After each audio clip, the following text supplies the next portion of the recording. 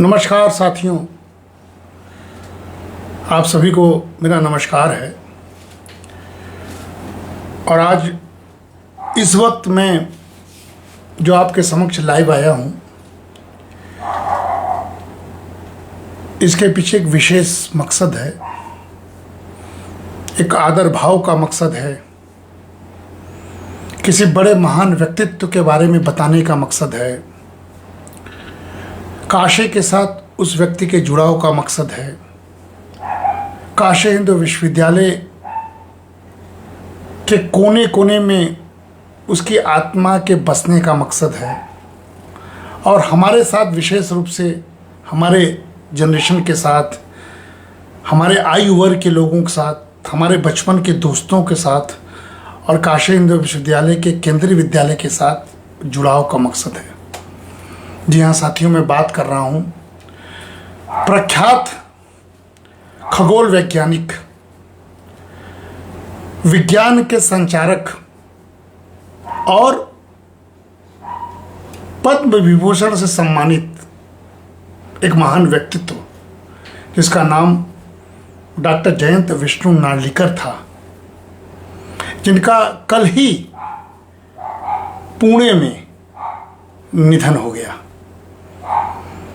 हम अपने समस्त जानने वालों की तरफ से, अपने बचपन के मित्रों की तरफ से, केंद्रीय विद्यालय परिवार की तरफ से, काशी हिंदू विश्वविद्यालय के परिवार की तरफ से उनको विनम्र श्रद्धांजलि देते हैं, क्योंकि कल निधन हुआ।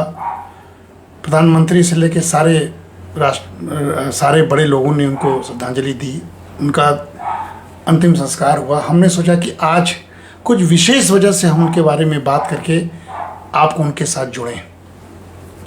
साथियों, मैं बताऊंगा क्यों मैं आया हूं, लेकिन उसके पहले आप जान लीजिए कि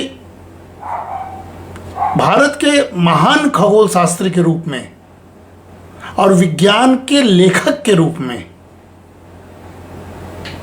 डॉक्टर जयंत विष्णु नार्लिकर का नाम जाना जाएगा। वे 86 वर्ष के हो चुके थे, 87th ईयर में प्रवेश कर रहे थे। साथियों,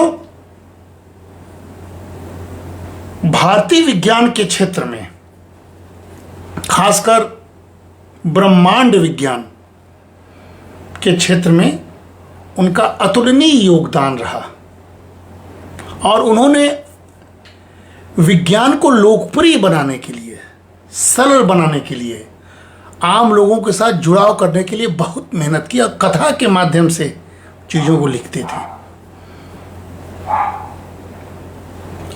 उनके प्रयासों से देश में बहुत सारे शोध संस्थानों की स्थापना हुई थी। साथियों, मेरे आने का मकसद क्या है? मेरे आने का मकसद यह है कि हमारा उनके साथ एक आत्मिक संबंध रहा है, एक पुरातन विद्यार्थी का संबंध रहा है और साथ ही साथ काशी हिंदू विश्वविद्यालय से जुड़ाव का संबंध रहा है, क्योंकि हमने उनके साथ 3 बार मुलाकात की है। उनका पूरा बचपन इसी बनारस हिंदू यूनिवर्सिटी में बीता था और यहाँ से वे कैम्ब्रिज में पढ़ाई करने गए थे।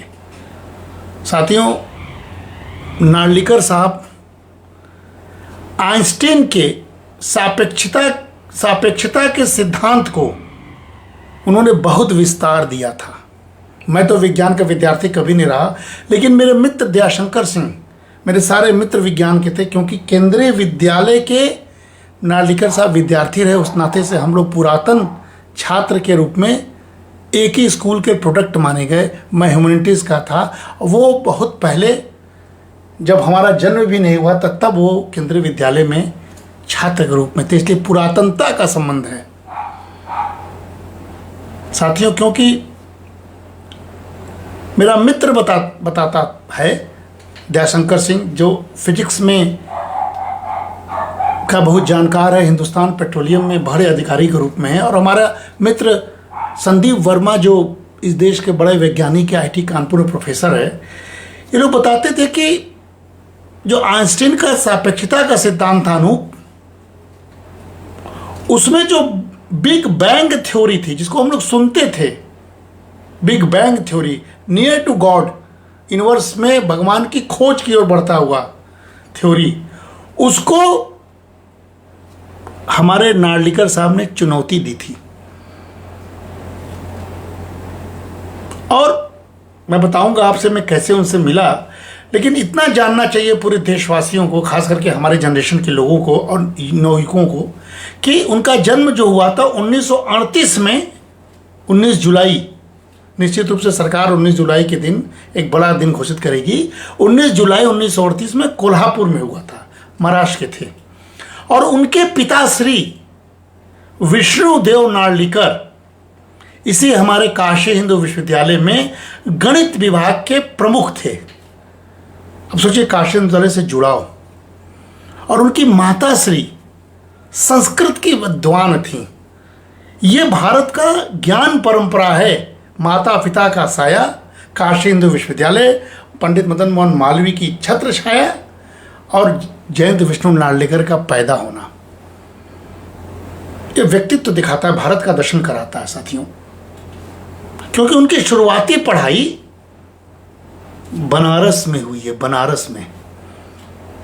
और इसके बाद जयंत विष्णु नार्लिकर साहब एस्ट्रोनॉमी और गणित में हायर स्टडीज के लिए कैम्ब्रिज यूनिवर्सिटी चले गए थे, जहां वे रेंगलर बने और टाइसन मेडल जीता। और उनकी एकेडमिक एक्सीलेंस को दुनिया ने पहचाना, उसके वो प्रतीक बन गए थे साथियों।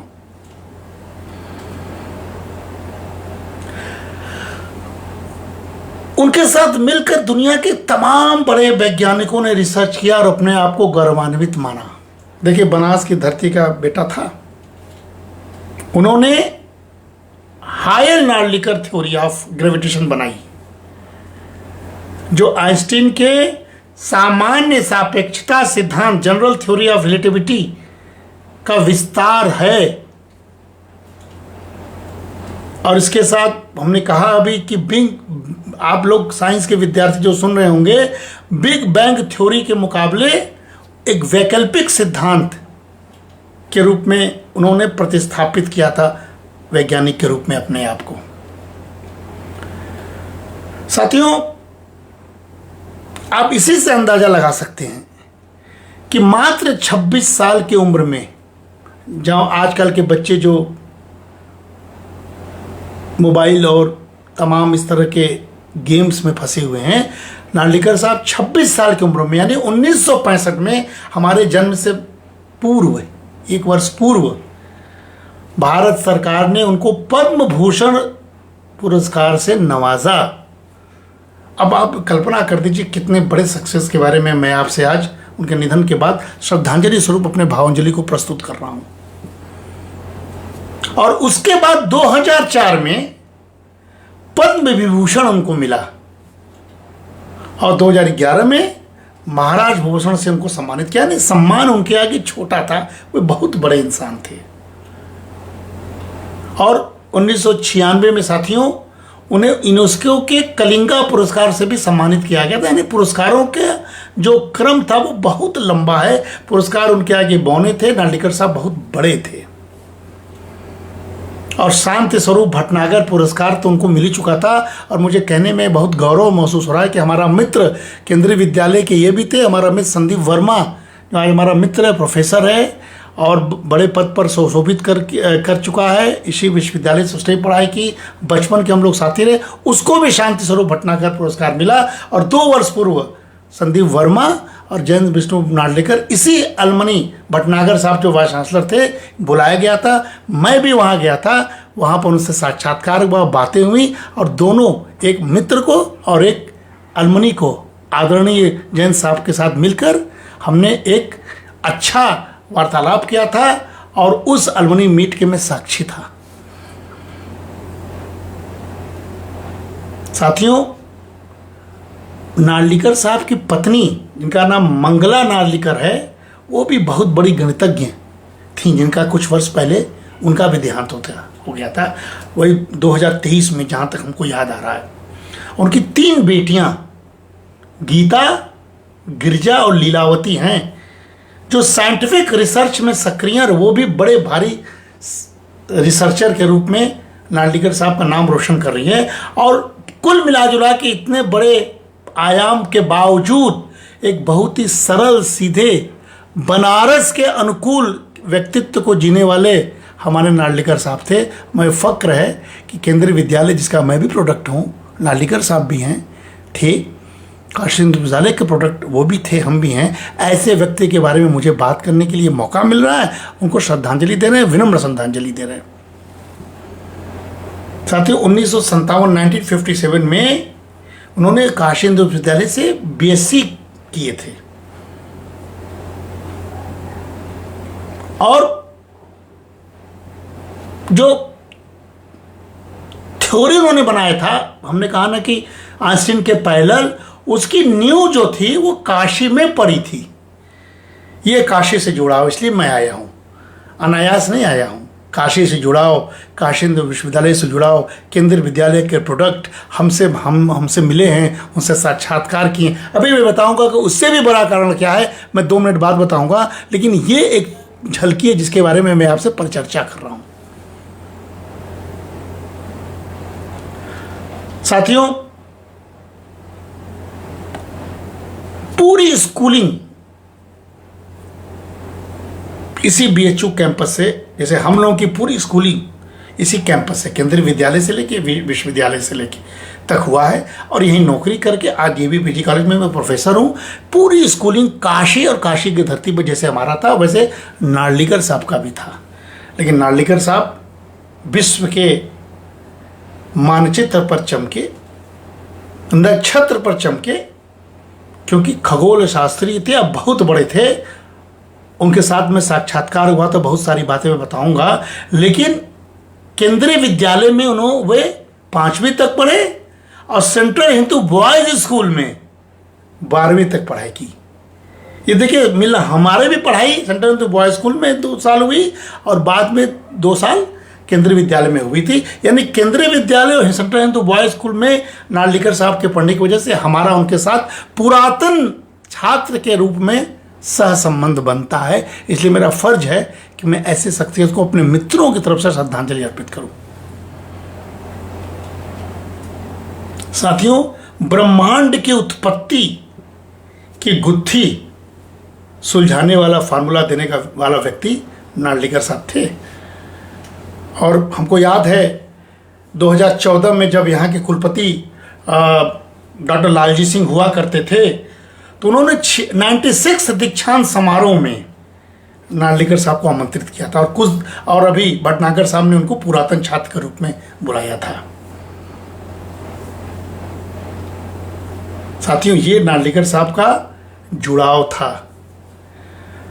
और 1916 में जब काशी हिंदू विश्वविद्यालय की स्थापना हुई थी, उसमें 100 साल जब 2016 में हुए थे, तो हमने और हमारे बड़े भाई कौशल किशोर मिश्रा ने, हम लोगों ने संकल्प लिया था कि विक्षाटन करके, सांकेतिक विक्षाटन करके, महामना की अनुभूति को लेते हुए हम लोग एक जर्नल में काशी हिंदू विश्वविद्यालय की शताब्दी वर्ष मनाएंगे। उसको हम लोगों ने मनाया और मैं आपको दिखाऊंगा कि ये काशी हिंदू विश्वविद्यालय महामना की पवित्र धरोहर, एक शत की यात्रा, ये पुस्तक की रचना 2020 में हमने की, पूरा एडिट करके, और लगभग 343 पृष्ठ का ये पुस्तक है, जिसके अंतिम पृष्ठ में आप देख सकते हैं कि विक्षाटन की पूरी झलकी मैंने दी थी।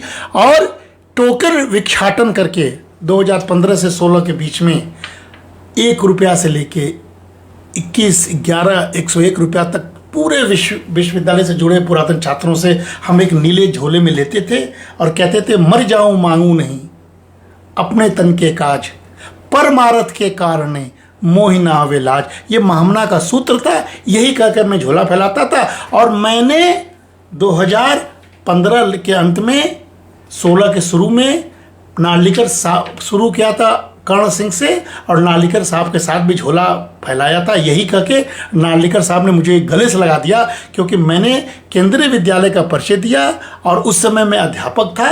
उन गले लगाया और बहुत खुश हुए। एक अध्यापक आईटी के मुझसे उनसे मिलने से रोक रहे थे। उन्होंने उनको झटकारा, फटकारा और कहा कि आप हमारे और अनूप के बीच में मत आइए, क्योंकि हम लोग दोनों एक पुरातन छात्र हैं इस केंद्रीय विद्यालय की। ये महानता इस व्यक्ति की थी। मुझे गले लगाया। मैं आज धन्य हूँ कि ऐसे बड़े सक्सेस के गले मिलकर।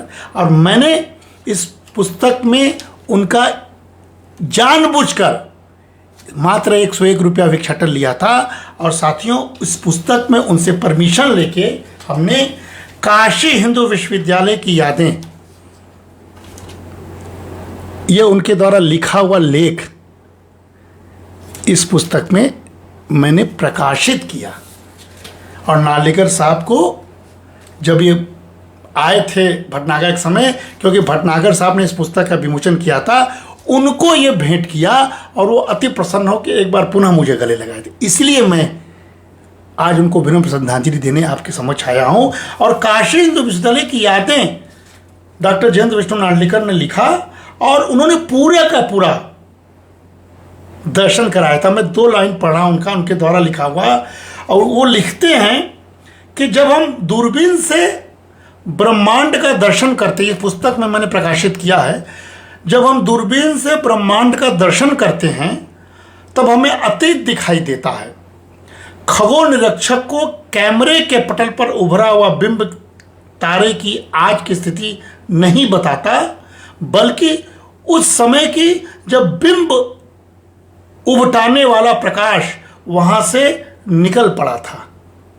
प्रकाश स्रोत जितना अधिक दूर स्थित हो, उसका बिंब अधिक धूसर और अतीत से बनता है।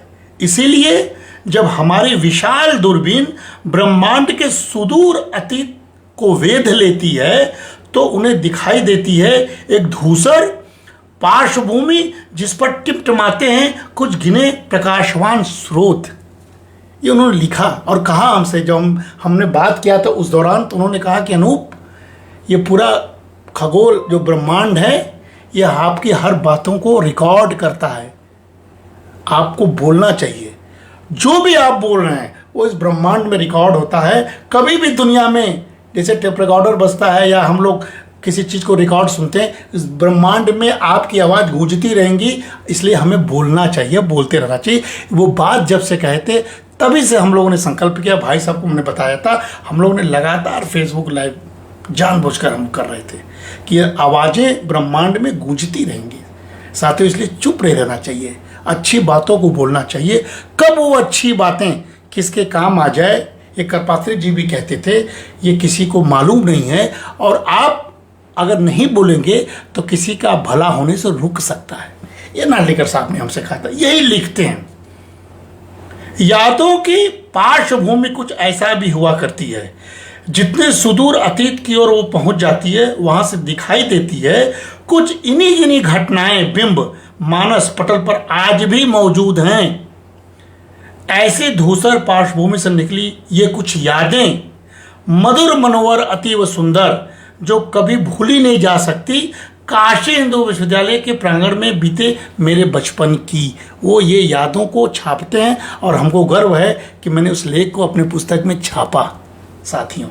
और वो अतीत का झरोका लिखते हैं और अपने पिता के बारे में बताते हैं कि मेरे पिता वासुदेव शास्त्री नार्लिकर संस्कृत पंडित और प्रवचनकार थे। उनके प्रवचन ज्ञान और रस से पूर्ण होते थे।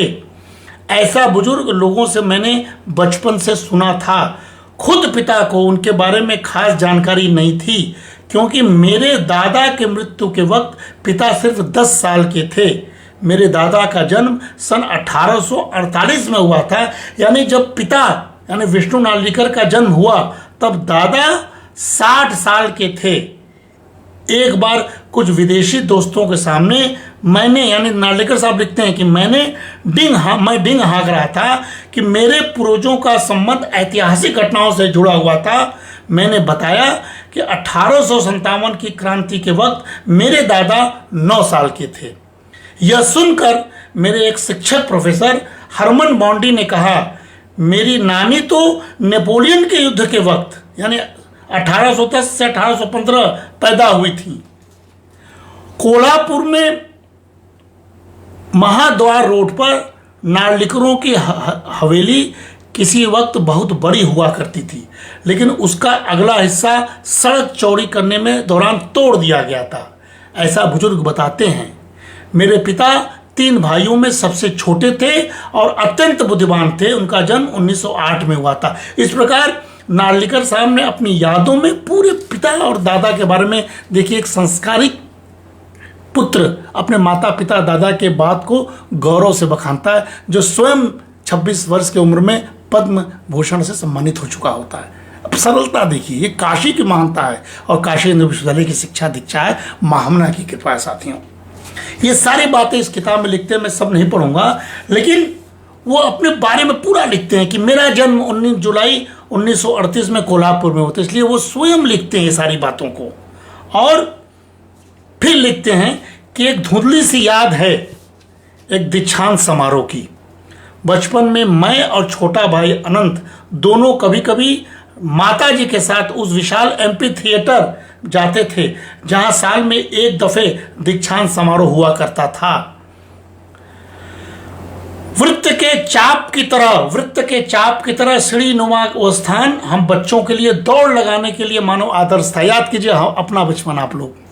इसीलिए हम उसे कहा करते थे दौड़ो दौड़ो, ये नार्लिकर साहब कह रहे हैं।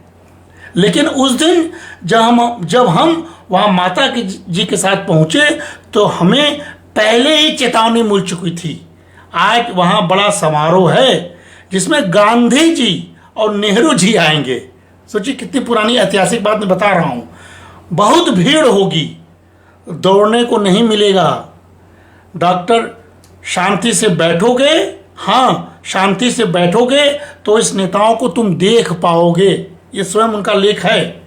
गांधी जी और नेहरू जी जिनके फोटो अक्सर अखबार में छपते थे उस दौरान, हाँ वे ही उत्सुकतावश उन्होंने पूछा, दौड़ो दौड़ो में भीड़ उमड़ पड़ी थी, यानी एमपी थिएटर में भीड़ उमड़ पड़ी थी, नारे लग रहे थे। क्या यह वही शांत जगह थी जहां अनंत और मैं दौड़ लगाता था? आज तो वहां खड़ा होने की जगह ही नहीं थी।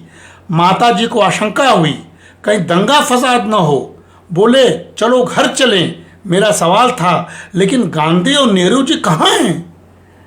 उन्हें देखना है। हम लोग स्टेज के पास से निकल पड़े। महात्मा जी तो नहीं दिखाई दिए, पर माता जी ने दूर से दिखाया, वे रहे नेहरू जी। मैं पहचान गया, बिल्कुल अपने फोटो जैसे लगे। जीवन में नेहरू जी को देखने का वही पहला और अंतिम अवसर था। ये नार्लिकर साहब लिखते हैं 1993 से 1986 के प्रज्ञा अंक में ये उनका लेख भी छपा था, जिसको हमने उनके परमिशन लेके छापा था। साथियों, वास्तव में सर्व विद्या की राजधानी रहा होगा काशी हिंदू विश्वविद्यालय, क्योंकि केवल 3 लोगों से न्यारी काशी ही नहीं बल्कि काशी विश्वविद्यालय का दर्शन करने देश विदेश के विद्वान आया करते थे। उनमें से कई हमारे घर भी पधारते थे। नार्लिकर साहब लिखते हैं, मेरी आयु इतनी बड़ी नहीं थी कि महत्ता को जान सकूं। हाँ, इतना अवश्य समझ पाता था कि अपने विषयों में दिग्गज विद्वान रहे होंगे। ये सारी बातें नार्लिकर साहब ने लिखी थी, जिसको मैंने छापा है। और साथियों, ये सारी बात लिखते लिखते वो लिखते हैं कि उस समय स्कूल केंद्रीय विद्यालय BHU केवल 6ठी कक्षा तक हुआ करता था। अब देखिए, इतिहास है, हम लोग तो 11th 12th में पढ़े थे, यानी नार्लिकर साहब के समय ये 6ठी तक था, इसलिए वो CHS गए होंगे।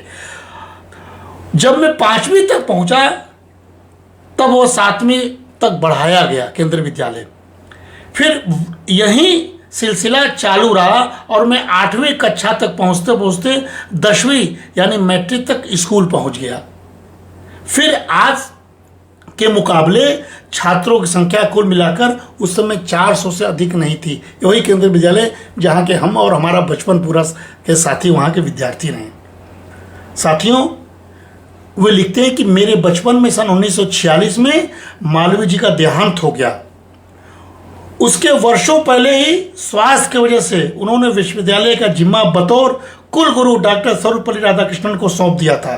डॉक्टर राधाकृष्णन जैसे अंतर्राष्ट्रीय ख्याति के व्यक्ति विश्वविद्यालय से आए, यह सौभाग्य की बात थी। डॉक्टर राधाकृष्णन सन 1940 से 1948 तक कुलपति रहे। दर्शन के क्षेत्र में उनकी ख्याति और गुणग्राही वृत्ति की वजह से भारत के विभिन्न क्षेत्रों के विद्वान विश्वविद्यालय की ओर आकर्षित हुए और बीएचयू सचमुच सर्वविद्या की राजधानी बन गई। ये हमारा काशी हिंदू विश्वविद्यालय है, जिसके बारे में परसों हमने मालवीय जी के आम के बारे में बताया था। काशी हिंदू विश्वविद्यालय के आज के अध्यापकों को, हम सभी को सोचना चाहिए कितने बड़े महान परंपरा के संवाहक के रूप में हमें बनना है, परंतु क्या हम बन पा रहे हैं? क्या हम उस योग्य हो पा रहे हैं? ये आत्म मंथन हमें करना होगा, आंख बंद करके सरल भाव से। तब आप महसूस करेंगे कि हम बौने हैं, हम कुछ नहीं हैं, हमारे अंदर सिर्फ दिखावा है, ज्ञान का दिखावा, उसकी पराकाष्ठा है। हमारे पास वास्तविक में कुछ नहीं है जो इन महापुरुषों के पास था आज से 60, 70, 80 वर्ष पूर्व। साथियों, इस बात को लेकर मैं आज बड़े आदर भाव से ऐसे महान शख्सियत को विनम्र श्रद्धांजलि देता हूं, आप सभी की तरफ से श्रद्धांजलि देता हूं और अपील करता हूं कि व्यक्ति जितना बड़ा होता है उतना सहज होता है। फलदार वृक्ष हमेशा झुके होते हैं। नालिकर साहब जिससे मैं मिला हूं, वो आज नहीं है, 86 साल की उम्र में उनका निधन हो गया। ऐसे व्यक्ति से हम क्या सीख सकते हैं जो पग पग में चलते हुए बच्चों को सिखाता है, विज्ञान को सरल भाषा में लोगों को समझाता है, कथाओं के माध्यम से खगोल शास्त्र को बताता है। क्या हम अध्यापक शिक्षा को सरल बना पा रहे हैं? ये हमें सोचना है और ऐसे महान पुरुषों के चरणों के नीचे नतमस्तक होकर अपने बौनेपन से स्वयं को उभार कर हम भी बड़े होने की कोशिश करें, हृदय से, तन से, मन से, ज्ञान से, क्योंकि यह देश विद्वानों का देश है, ज्ञान का देश है। यह देश अद्भुत है, यह परंपराओं का देश है।